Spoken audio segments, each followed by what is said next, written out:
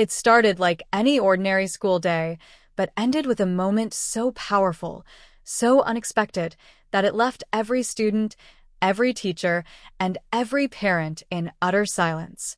The school janitor, quiet, hardworking, the kind of man you pass in the hallway without a second thought, had been the invisible backbone of the school for over a decade. Most students never even knew his name. He mopped the floors, fixed the lights, unclogged toilets, and quietly kept the entire place from falling apart. But that day he became the center of an ugly, humiliating scene that no one saw coming. A group of students, thinking they were being funny, decided to target him. They laughed, filmed him, threw food near his mop bucket, even blocked his way in the hallway. All while the cameras on their phones were rolling. What they didn't know was that something much bigger was about to unfold, something that would shake the entire school community to its core. If you've ever witnessed bullying, or worse, stayed silent while it happened, this story will hit you hard. And if you've ever been underestimated, judged by your job, your clothes, your silence, then you'll feel this story in your bones. Because what happened next didn't just stop the harassment. It revealed something so profound, so deeply human, that it forced everyone, students, staff, even parents watching the video online, to rethink everything they thought they knew about the janitor, about each other, and about what it means to truly see someone. Now, before we dive deeper, let me ask you something. Have you ever felt invisible? Like no matter how much you show up, no one actually sees you? Maybe at work, in school, or even in your own family. This story is not just about a janitor. It's about all of us. Because sometimes the quietest people carry the loudest stories, and sometimes the people we ignore hold the power to teach us the greatest lesson of all. And you, yes, you watching this right now, you're not just here to watch. You're here because something in the title hit you. Maybe you've seen injustice. Maybe you're tired of fake apologies, online drama, and people getting away with treating others like trash. You want to know what happened. You want answers. And I promise by the end of this video, you'll get them. But you'll get something else, too, something deeper. You'll walk away with a truth that sticks. So lean in. This story isn't just one you'll watch. It's one you'll feel. Let me tell you how it all started. It was mid-October, right before homecoming week, when a group of students, four, to be exact, decided to play a prank during lunch hour. These weren't your stereotypical troublemakers. In fact, one of them was the student council vice president. Another was on the football team. The third ran track. The fourth was always quiet, but he followed the others like he had something to prove. They saw the janitor, Mr. Alvarez, in the hallway by the cafeteria. He was mopping up spilled soda, just doing his job like always. But these students, for some reason, decided today was the day to mess with him. They tossed a milk carton near the spill, giggled, and waited to see if he'd react. When he didn't, they turned it up a notch. They started filming. And here's where it gets cruel. One of the students pretended to slip near the spill, then accused Mr. Alvarez of negligence. Another one joked that the janitor probably didn't speak English, mocking his accent. They surrounded him with fake concern but laced it with sarcasm, putting him down while pretending to help. The footage made its way to social media within hours. The comments came flooding in. Some people laughed. Others were disgusted. But before the school could even issue a statement, the video had already been reshared hundreds of times on TikTok and Instagram under hashtags like #JanitorFail and #SchoolDrama. You'd think someone would have stepped in. A teacher. Another student. Someone. But no one did. People watched. Some even smiled nervously, unsure what to do. Mr. Alvarez never raised his voice. Never fought back. He just stood there, frozen, holding his mop, with a look in his eyes that said everything. Not sadness. Not anger. But something else, something like disappointment. As if this wasn't the first time. As if he expected it. That look haunted more people than the video itself. And here's the part no one expected. The next morning, during the school-wide announcements, the principal's voice came over the loudspeaker. But this time, it wasn't the usual cheerful greeting or a reminder about Spirit Week. His voice was steady, but colder than usual.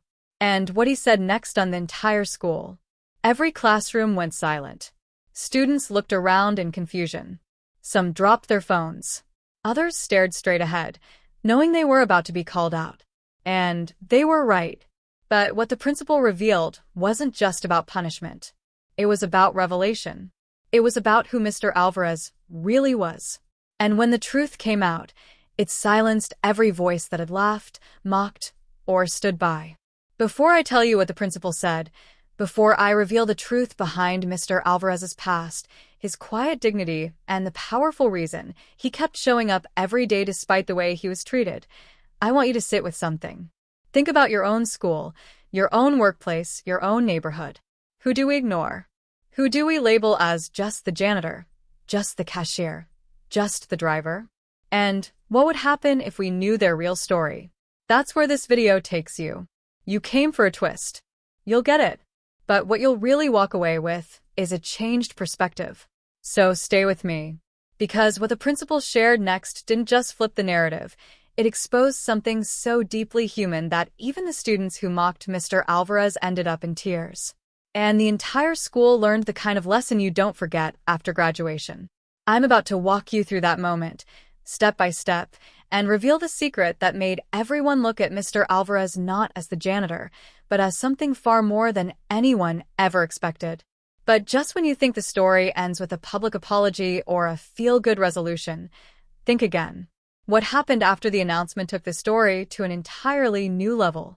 And that is where it all gets real. As the bell rang to mark the end of third period, a strange hush lingered across the school halls, almost as if the building itself was holding its breath. Something had shifted. It wasn't just about the video anymore. It was the anticipation that came with knowing a secret was about to be unmasked, a secret tied to a man everyone thought they had figured out. Mr. Alvarez, who usually stayed out of sight and out of mind, had become the center of a mystery that was starting to unravel in the most unexpected way. What the principal was about to say had weight. You could feel it in the way students whispered to one another, scrolling endlessly on their phones to see if any new clips or leaks had surfaced. But no one had the full picture yet. All they had was speculation, tension, and a growing realization that maybe, just maybe, they had all gotten it terribly wrong. Over the next few hours, students began noticing small things they hadn't paid attention to before. Like the fact that Mr. Alvarez never wore earbuds like other janitors. He was always alert, watching, quietly absorbing everything. Or how he sometimes paused outside classroom doors, not to eavesdrop, but with a kind of solemn awareness, like someone who was trained to read a room for danger, not just spills. Some students even remembered a moment weeks earlier when he had stopped a freshman from slipping down a stairwell after a railing came loose. At the time, it barely registered. Just a janitor doing his job.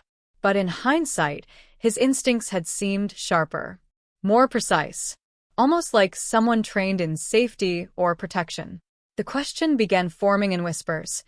Who exactly was Mr. Alvarez before he came here? The truth is, most students didn't know anything about his life outside the school walls. He didn't talk about himself. He never joined staff lunches. He always took his breaks alone, usually near the loading dock behind the cafeteria.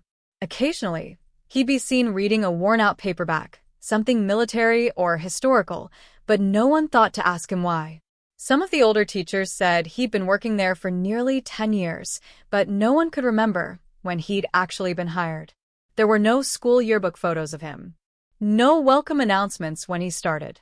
Just one day, he was there sweeping, fixing, cleaning, and everyone accepted it. That was the first sign something didn't add up. And then came the rumors. Not the usual high school gossip, but real questions that no one had bothered to ask before. One student claimed their older brother, who had graduated 6 years earlier, remembered seeing Mr. Alvarez talking with a military recruiter after school one day. Another swore they once saw him react instinctively when a locker door slammed, almost like a combat vet triggered by a sudden noise. A few teachers mentioned in private that he always seemed overly alert during fire drills, as if he was scanning for threats, not just ensuring safety. Still, none of this explained why he was the janitor. And none of it proved anything, at least not yet. Then there were the more recent oddities. About 2 weeks before the video incident, security cameras in the school had reportedly captured someone trying to break into the administrative wing late at night. The footage was blurry. Nothing was taken. But strangely, It was Mr. Alvarez who discovered the attempt the next morning. He had reported it quietly, never mentioned it to the staff, and even repaired the damaged latch himself. That detail only came out later, after students and faculty began putting the pieces together. Why had he been at school before sunrise that day? Why hadn't he waited for the maintenance request to be processed? Why was he always the first person in the building and the last to leave? The principal's announcement earlier had only teased the edge of what was clearly a much deeper story. He hadn't revealed everything, not yet. But he'd said enough to make it clear that Mr. Alvarez's presence at the school wasn't accidental. He'd used the phrase strategic placement, which made students whisper if the janitor had been placed there for a reason, maybe even assigned. That one phrase became a trending search on YouTube and Google overnight. Some students started using AI voice tools to recreate what the full announcement might have sounded like if it hadn't been cut short. Others started digging through public records, trying to find anything about a man named Miguel Alvarez with military or government connections, but nothing solid came up. Either they were looking at the wrong name, or someone had scrubbed the trail clean. That's when the red herrings started to swirl in. Some people claimed Mr. Alvarez was in witness protection, hiding from something dangerous he'd seen in his past life. Others believed he was some kind of undercover investigator working on a quiet case inside the school, maybe tied to a student or a staff member who was involved in something illegal. A few even suggested he might be protecting someone like a student whose family was in danger, using the janitor role as cover. It all sounded far-fetched, but the video's virality had turned the school into a pressure cooker of theories. Students weren't just curious, they were obsessed. Every hallway conversation became a guessing game. Every glance at Mr. Alvarez felt different now, charged with something they couldn't quite name. Then came the twist no one saw coming. The mother of one of the boys involved in the harassment video posted a comment on Facebook that was quickly screenshotted and shared across TikTok. In it, she wrote that Mr. Alvarez had once saved her life in a very different place, a different time. She didn't give details, just said that he was a guardian angel in uniform and that her family owed him a debt they could never repay. When asked to elaborate, she deleted the comment and deactivated her account. But the internet never forgets. By the next morning, it was the top post in the #JanitorTruth hashtag, with creators speculating everything from Secret Service work to classified missions. Even more confusing were the recent interactions between Mr. Alvarez and a student named Jonah, a sophomore who had quietly been spending more time near the janitor's office after school. Some claimed they saw Jonah handing Mr. Alvarez a sealed envelope one day. Others said they'd seen the janitor pull Jonah aside when the bullying started weeks ago, not to scold him, but to warn him about what no one knew. Jonah hadn't been in school since the video went viral, and his family wasn't answering calls. His sudden absence only fueled more speculation. Was he involved in something deeper? Was Mr. Alvarez trying to protect him or expose him?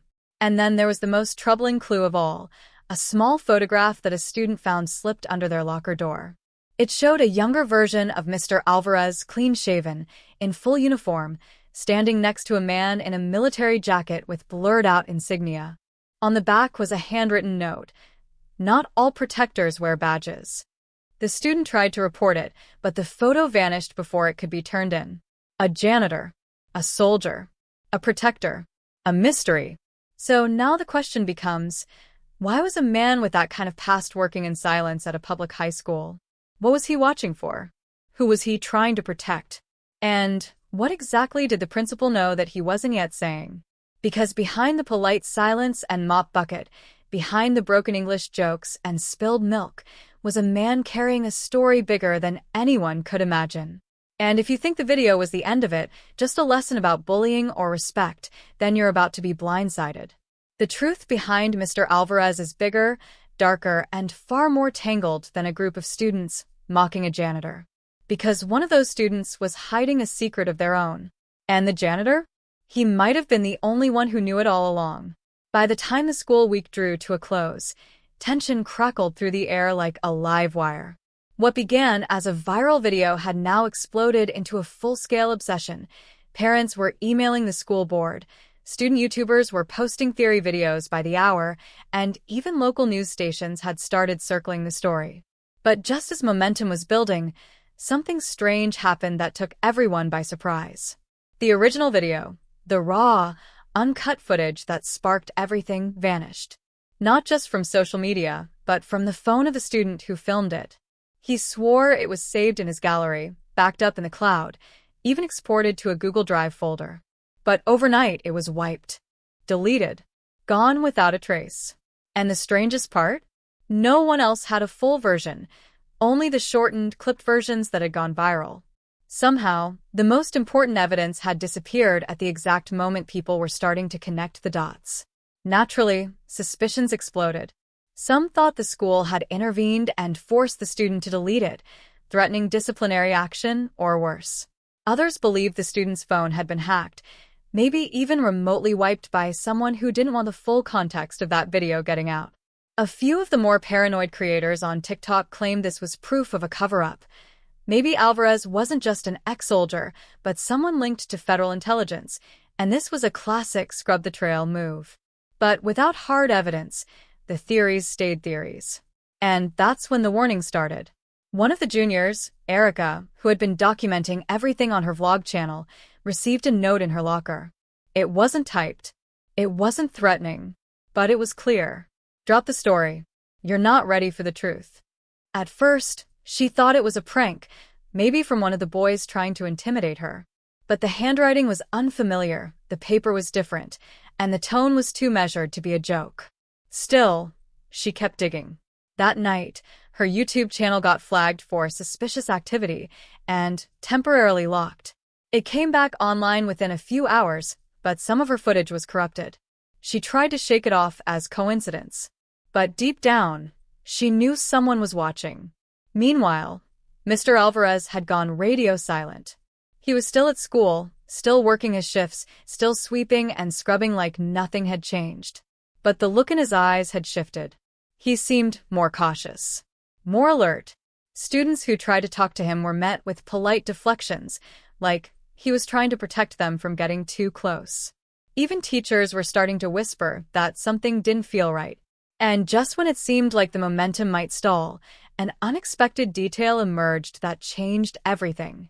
A former teacher, Mr. Langford, who retired 3 years earlier, posted a cryptic message on Reddit under a burner account, claiming that Mr. Alvarez wasn't just a janitor or even a veteran.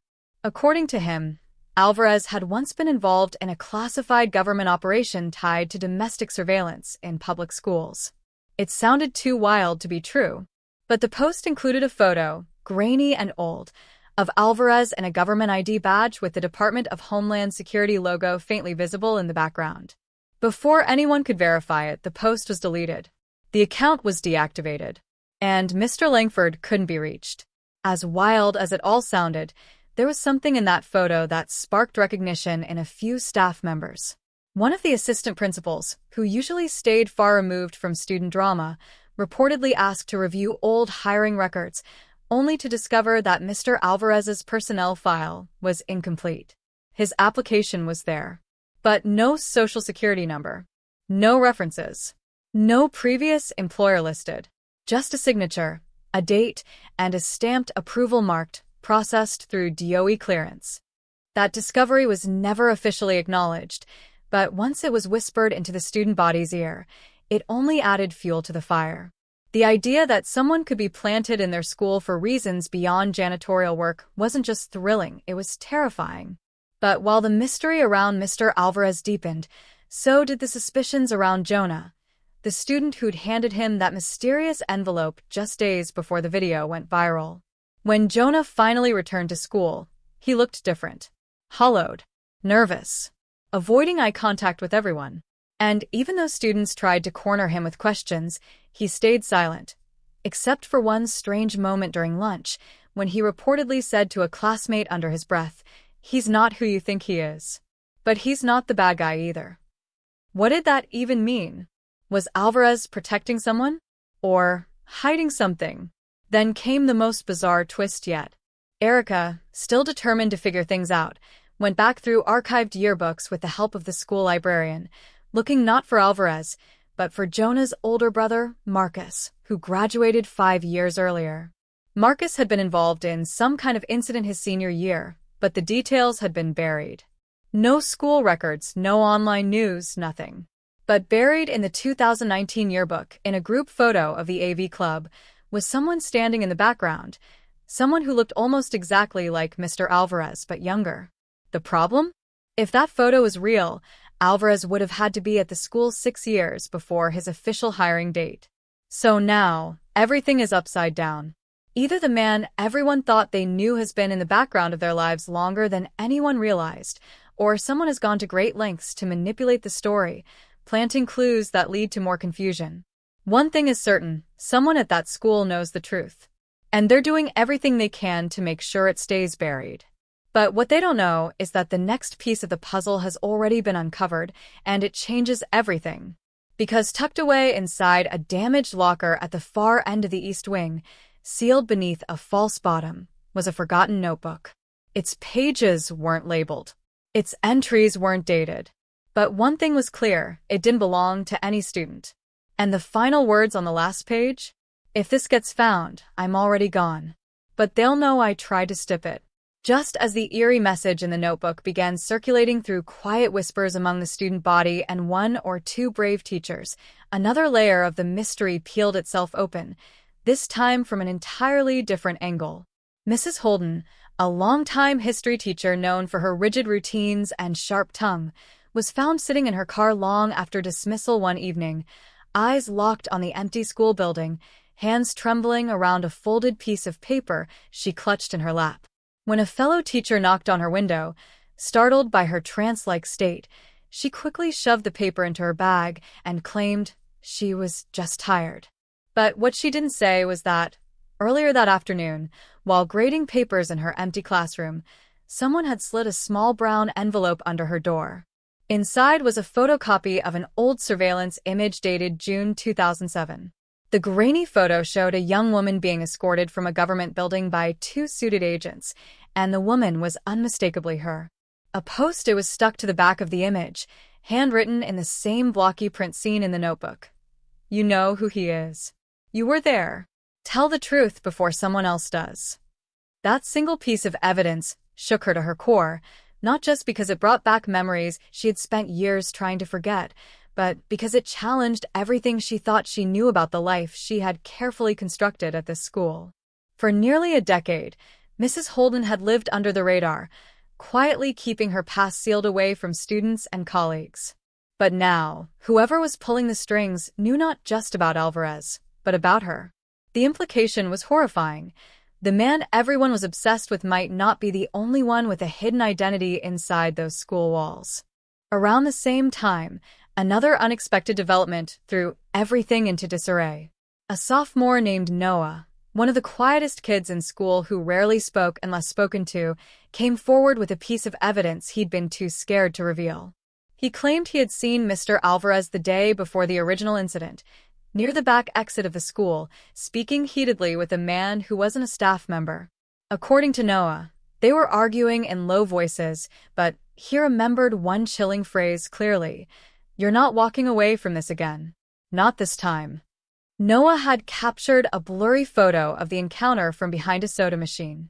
But when Erica got hold of the image and compared it to staff records, the man Alvarez was speaking to matched no one employed by the school or school district. Even worse, a facial recognition search came back with no matches on public databases. Whoever this man was, he was off the grid and angry. The photo was uploaded to Reddit and began to trend under threads labeled with keywords like conspiracy school, mystery man outside campus, and janitor gate, but within hours the post was reported, flagged, and taken down. Multiple accounts posting about it faced temporary suspensions, feeding growing fears that someone, maybe a shadow organization, maybe the platform itself, was actively burying the story before it spiraled even further. And just when it felt like too much was happening to make sense of any of it, Jonah, the same student who once handed Alvarez the mysterious envelope, found himself face to face with a disturbing contradiction. His mother, a district administrator, had always told him Alvarez was hired through a veteran assistance program. She had repeated this same story to other concerned parents at PTA meetings and even reassured faculty in an official staff email. But when Jonah sneaked onto her work laptop one night, desperate for answers, he found no record of that program's involvement with the school. In fact, the program had ended years before Alvarez was supposedly hired. More shockingly, there was a restricted access folder marked with the initials Art B-13, which appeared in several correspondence threads involving legal teams and board-level administrators. That folder was encrypted, locked behind firewalls Jonah couldn't break, but the pattern was enough to confirm one thing. Someone high up was actively falsifying information to make Mr. Alvarez's hiring appear legitimate. And now Jonah began to wonder, was his mother in on it, or being used as a pawn? The deeper the story got, the less anyone could trust. Friendships fractured as students started turning on each other, accusing classmates of being plants or informants. Some believed Jonah was the leak. Others thought Erica was orchestrating the chaos for internet fame. Even teachers started policing conversations, warning students not to spread rumors or post anything about Alvarez online. But the moment people started getting scared to talk, the story took another shocking turn. That Friday morning, an anonymous email was sent to every single student and teacher at the school.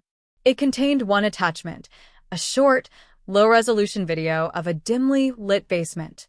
The camera shakily focused on a chalkboard covered in diagrams, maps, and what looked like blueprints. And then a voice, deep, muffled, and impossible to identify, said, "They've hidden this long enough." The countdown already started. Ask yourself, what's buried underneath this school? The message sent shockwaves across the school community. Reddit threads exploded with theories about secret government facilities, hidden bunkers, and even connections to abandoned military projects. TikTok sleuths tried to geolocate the chalkboard room, enhancing the video frame by frame, looking for anything that might point to its origin. Some pointed out that the blueprint in the video matched the school's older architecture, specifically the East Wing, where the damaged locker had been discovered. But before anyone could investigate further, the school mysteriously shut down that section of the building for repairs, citing structural concerns that had never been mentioned before. And now, the paranoia is full-blown. Some students swear they're being followed on their way home. Others report late-night knocks at their doors, only to find no one there. Erica received a direct message on Instagram from a Blink account saying, "If you keep digging, you won't like what you find." She hasn't told her parents. Jonah's pulling further away, missing classes, and refusing to speak to anyone. Mrs. Holden hasn't been seen in days. Mr. Alvarez? He's still there, sweeping hallways, emptying trash, quietly watching everyone, like he's waiting for something. But what? And why is it starting to feel like all of this was set into motion a long time ago, like a carefully laid trap that's only now beginning to close? Because if the next clue is real, and someone finds it before the wrong person does, what started as a student prank, a viral video, and a janitor no one paid attention to could explode into something far bigger than anyone ever imagined. The uneasy rhythm that had settled over the school after weeks of confusion, fear, and speculation was shattered one gray morning when the principal, who had remained largely silent throughout the chaos, finally called for an emergency all-school assembly. No one expected what came next. Not even Erica, who had been obsessively cataloging every clue, nor Jonah, who had become convinced that the truth lay buried in encrypted district files. As the auditorium filled with anxious chatter, a flicker of hope emerged. Maybe they were finally going to get real answers. But when Principal Greer stepped up to the mic, flanked by two unfamiliar men in plain suits, the silence became suffocating. He didn't speak immediately. Instead, one of the men handed him a small black device. A projector lit up, and a grainy surveillance video began to play on the giant screen behind him. It was dated 3 years ago. The footage showed the school cafeteria after hours, empty, dimly lit, almost eerie in its quiet. Mr. Alvarez walked into frame, alone, pushing a mop bucket. Nothing unusual. But then another figure entered from the shadows, an older man in a janitor's uniform that didn't match the school's. The two spoke briefly. Suddenly, the older man grabbed Alvarez by the arm, shouting something indistinct. The struggle escalated quickly, chairs knocked over, the mop bucket overturned. water spreading across the floor. Then, without warning, Alvarez pulled something from his back pocket, a black rectangular object, and held it up to the man's face. There was a flash. The older man froze, staggered backward, then collapsed. The video cut out. The room went dead silent. Principal Greer adjusted the mic, his voice low but firm. What you just saw was never meant to surface. But someone's been pushing this investigation forward, and you deserve to know the truth before more harm is done. He paused, letting the weight of his words sink in. Mr. Alvarez is not who he told you he was. He was placed here under a federal program, but not for rehabilitation. He was part of a protection detail, inserted into this district as part of an undercover operation. That man in the video? He was not a janitor. He was a former operative from an intelligence branch that's since been dissolved. The audience erupted, students gasping, teachers looking at one another in disbelief. And as chaos stirred, Greer dropped the final bombshell. This school is one of 5 locations believed to be part of a covert information network, buried beneath the original architecture. And someone here was trying to trigger its reactivation. The announcement rippled through the student body like a lightning strike, but the real earthquake hit later that afternoon, when Erica confronted Jonah with what she had just discovered in a stack of yearbooks buried in the school library. On a whim, she had checked the faculty photos from the early 2000s. Her stomach flipped when she saw the face of someone who looked eerily familiar. Not Mr. Alvarez, but someone else. A younger version of Principal Greer. He was listed under a different name, Nolan Brandt. And he wasn't the principal then. He was listed as a special programs coordinator with no further explanation. She raced through the rest of the yearbook pages, and something else stood out, a note in the senior dedication section written in strange code, signed with the initials RB, the same initials Jonah had found in those hidden digital folders. When Erica pieced it together, the impossible became clear. Principal Greer wasn't a victim of this mystery. He was its architect. The whole narrative began to shift like tectonic plates under their feet. Suddenly, Alvarez wasn't the only one under deep cover. The history that had been carefully hidden under layers of forged documents and altered timelines began to unravel. Rumors exploded again on TikTok and YouTube.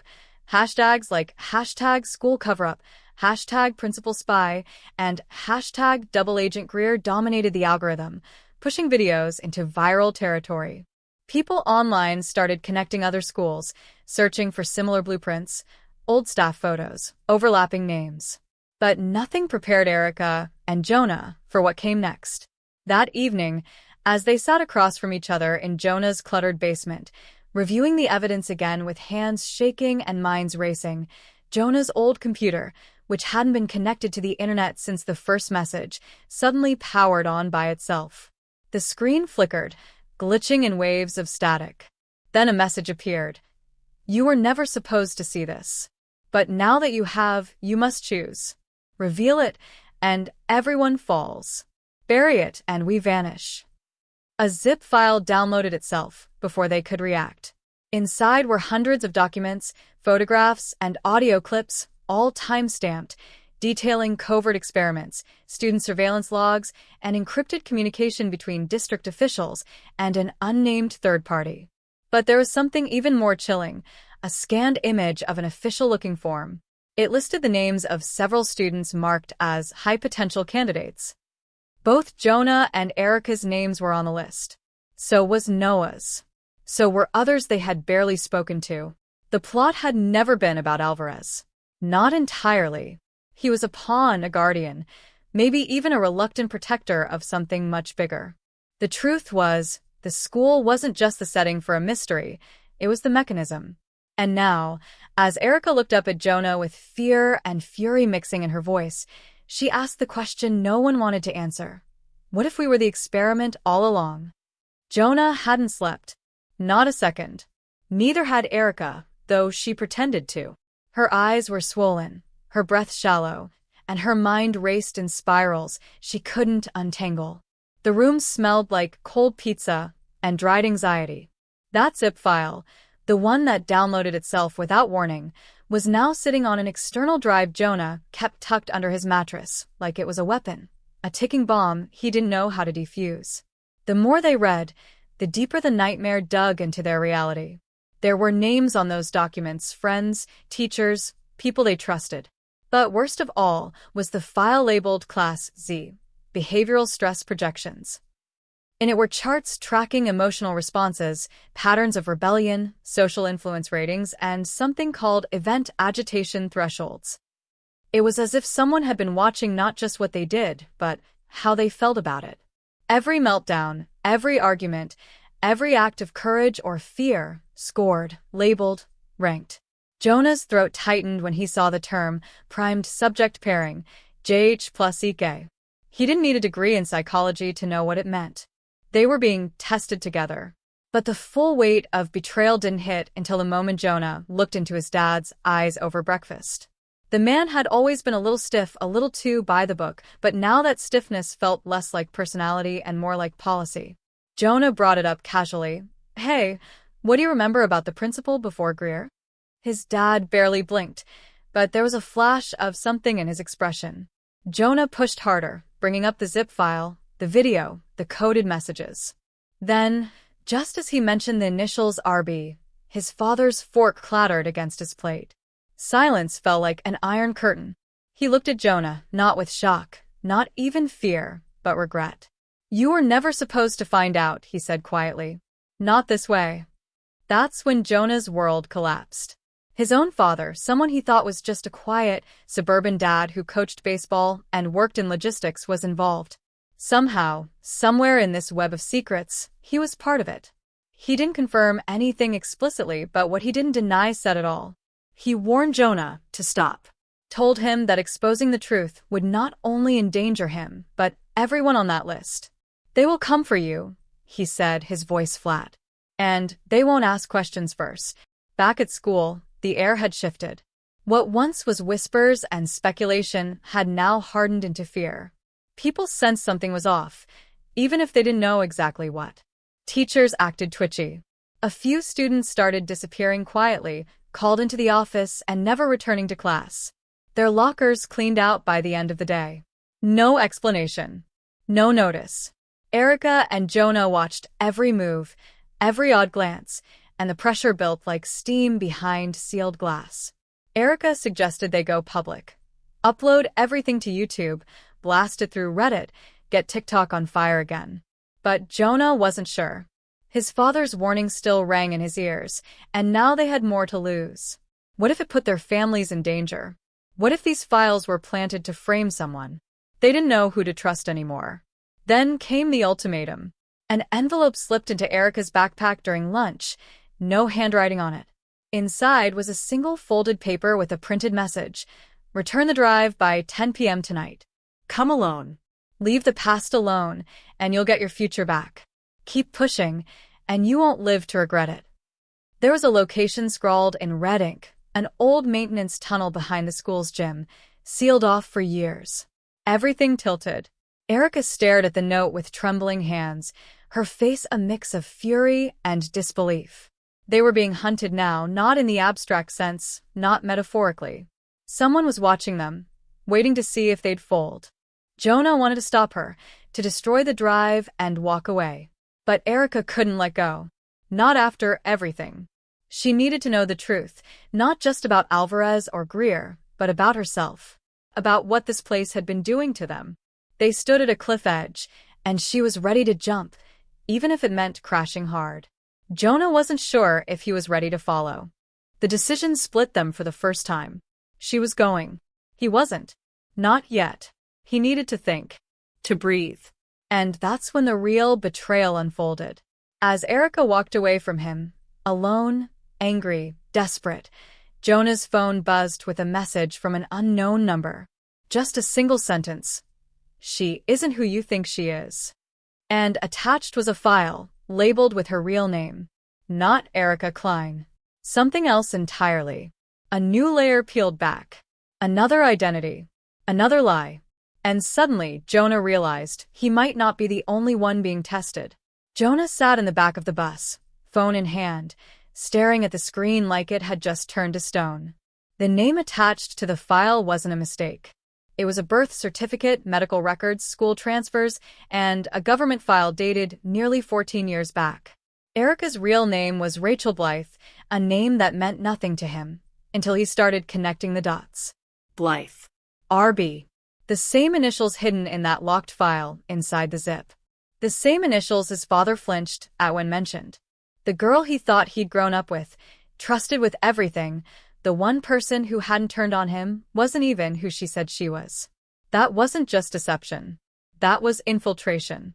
And suddenly, everything he'd felt, every decision they'd made together, every moment of shared fear and courage, it all crashed like glass in a storm. But there was no time to break. The truth was unraveling too fast now, like a thread pulled from a wound that couldn't stop bleeding. While Jonah sat frozen, the school was already crawling with new figures, strange adults in plain clothes lingering in the halls, claiming to be from district compliance. They didn't smile. They didn't blink. They moved like ghosts and spoke like officers. Teachers stopped making eye contact. Students whispered that lockers were being opened, devices seized, conversations monitored. And then the biggest hit dropped. The announcement. A school-wide assembly, sudden and unexplained. Principal Greer stood under the spotlight, voice steady but too rehearsed, too smooth. "We are entering a phase of behavioral alignment," she said, words chilling in their vagueness. "We ask for your full participation. Refusals will result in removal." No one clapped. No one cheered. The room was dead silent. Jonah's blood froze. Removal wasn't detention. It wasn't suspension. It was something else. He knew it in his gut. People were being erased from this place, wiped from attendance records, social media, even family recollection. He'd already seen it. Names vanish from group chats. Yearbook pages altered. It was a digital purge paired with something far more real. Then came the final blow. While Jonah scrambled to get to Erica, Rachel, before she made that meet at the gym tunnel, someone else intercepted him. Ms. Harmon, the art teacher. The one who used to compliment his sketches. The one who gave him extra time on projects when he looked too tired to think straight. She found him outside the cafeteria, gently pulled him into an empty classroom, and locked the door. Her face was pale, but her eyes, they weren't kind anymore. "You should have listened to your father," she whispered, and then reached into her satchel and pulled out Jonah's own drawing, one he'd done months ago. It wasn't just a sketch. It was a coded map. Symbols, corridors, faces. Notes in shorthand. He'd doodled it during a week of chaos and thought he'd tossed it. But someone had kept it. "You were meant to observe, not intervene," she said. "Now it's compromised. All of it." Jonah backed away, heart pounding. Harmon was part of it. The kind voice, the gentle demeanor. That was the mask. And now it had dropped. "I don't know what you're talking about," he bluffed, but she wasn't buying it. She pulled out a small device, flat, rectangular, glowing faint blue around the edges. "This will wipe your memory of the last 6 weeks. Your files, your notes, all clean. You'll wake up with some confusion, maybe a little headache, but nothing unusual. We'll even plant a mild trauma event, say, a biking accident." Her smile returned, empty and clinical. "You'll thank us later." He lunged before she could touch him.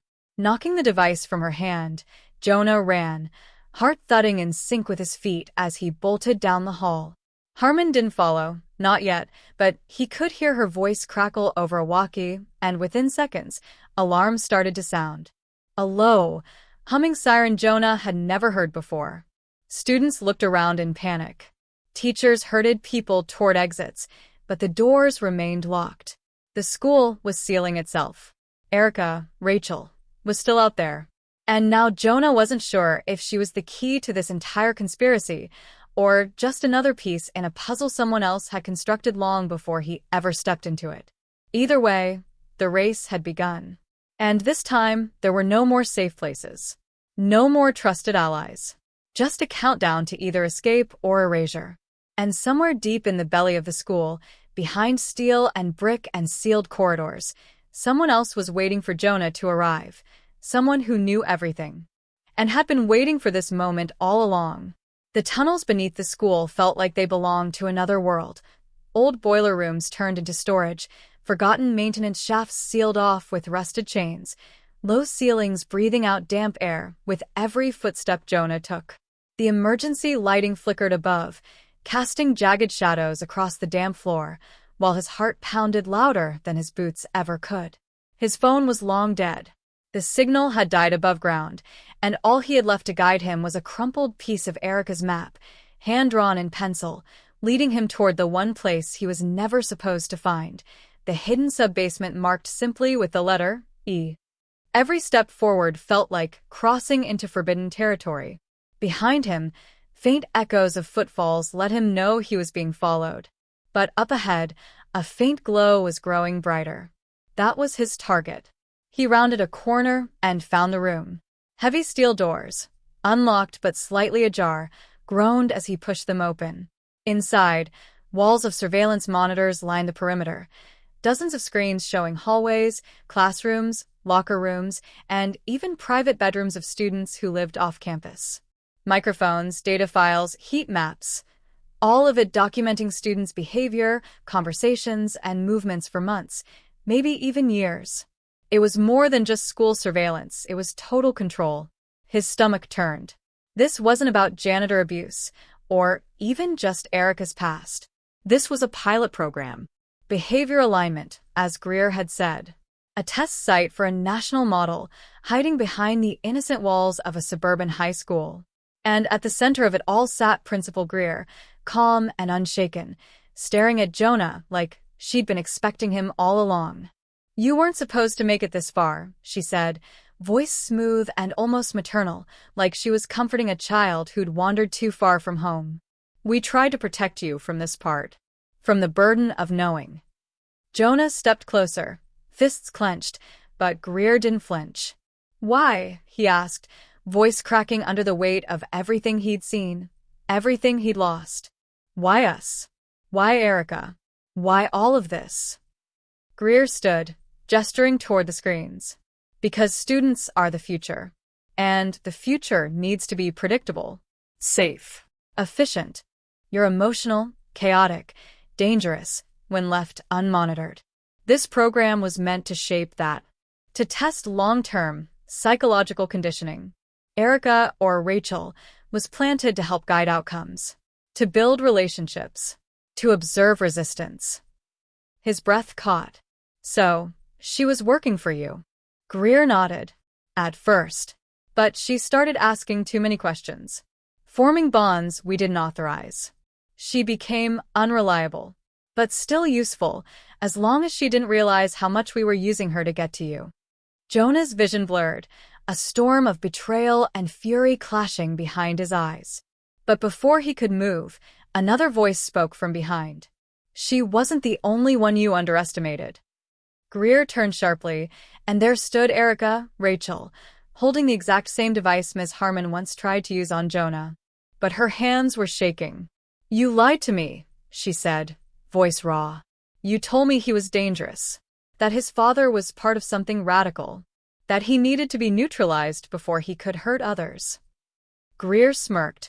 "And you believed it because you needed a purpose. You wanted to belong. We gave you that." Rachel's hands trembled, and for a moment Jonah wasn't sure who she'd aim the device at. But before anything could happen, Greer slammed her hand against a red panel on the wall. The room locked down. Metal slammed into place over doors and vents. Gas hissed somewhere above. "A failsafe. This is bigger than you think," Greer said, voice rising. "We're not the only ones running this test. There are sites like this in 8 other states. Your outrage means nothing. The model is already operational." But then, Jonah reached into his pocket and pulled out something she hadn't expected, his father's old key fob. He'd found it days earlier in a sealed envelope. The same one his father always told him to hold on to if things ever got worse. Jonah pressed the button, and suddenly, the monitors began to flicker. One by one, they showed feeds not from inside the school, but from news channels, government servers, social media streams. The entire operation had just gone live to the outside world. Greer's calm shattered. "What did you do?" "I uploaded it all," Jonah said. "The surveillance, the files, the names." Every inch of this place is now public. But before she could respond, Rachel slammed the device against the control panel, sending a surge that lit up the screens like fireworks. Sparks flew. Alarms screamed. The room exploded in a wash of light and smoke. Jonah pulled Rachel down with him as the ceiling groaned, power blowing out across the hallways. When the smoke cleared, Greer was gone, vanished through a side door just before it sealed shut. But the damage was done. Police sirens echoed faintly above ground. Helicopters thudded in the sky. Someone had heard, and someone was finally coming. But just when Jonah thought it was over, Rachel looked down at her own wrist, where a faint scar glowed blue under the emergency light. Her eyes widened. "Jonah, there's something I didn't tell you. I wasn't the first one they tested." She held up her wrist, revealing a small implant. "There's a tracker and a timer. If I leave this perimeter, it triggers something else. A backup protocol." He stared at her, stunned. "Like what?" She looked away, then back at him, eyes full of something he hadn't seen before. Pure, paralyzing fear. Like a list of everyone they're going to erase next. And that list, according to her, started with Jonah. In the weeks that followed, the school and the network of operations it hid beneath its walls were under intense scrutiny. The truth about the surveillance program, the psychological experiments, and the manipulation of students' lives was out in the open, and public outrage was swift and unforgiving. Jonah never expected that his life would be reduced to headlines, but there it was. His name splashed across every news outlet, his father's legacy intertwined with the collapse of a massive, shadowy system. But even as the media circus swirled around him, as his friends and family struggled to grasp the magnitude of what had happened, Jonah couldn't shake the weight that still clung to him. The truth had come to light, but at what cost? Was it truly worth it? Rachel, no, Erica, had vanished after the explosion. The authorities had no leads, no answers, and no trace of her whereabouts. Her final words to Jonah had haunted him long after the dust settled. The list she'd mentioned, the one with names on it, had been buried, or so he thought. But there were whispers, rumors about disappearances, about people who had once been connected to the program and had slipped from public view, like shadows in the night. Jonah wondered if anyone would ever truly be safe, or if the deeper questions about trust, about manipulation, would ever be fully answered. He couldn't help but look at every person around him now, wondering if any of them had secrets buried just as deep. If they were all somehow connected to the same system of control, and if it could ever truly be defeated.